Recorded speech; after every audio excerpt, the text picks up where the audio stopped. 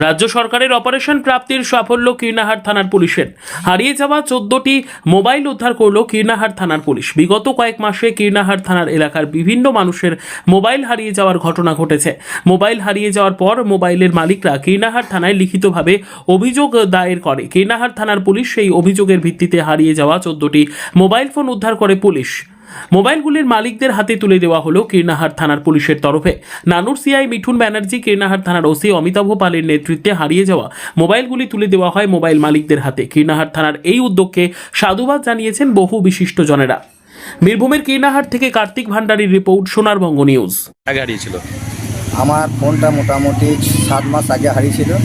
তা কান্দুরকুলোর ওই বাঁধের মধ্যে হারিয়েছিল। তা মোবাইলটা পেয়ে আমি খুবই খুশি এবং কীর্ণাহার থানার ওসি সাহেব এবং সিআই সাহেব এবং আরও যারা স্টাফ আছে তাদেরকে নিয়ে অসংখ্য ধন্যবাদ। কি নাম? আমার নাম হচ্ছে উৎপল মণ্ডল, গ্রাম কান্দুরকুলা বাড়ি।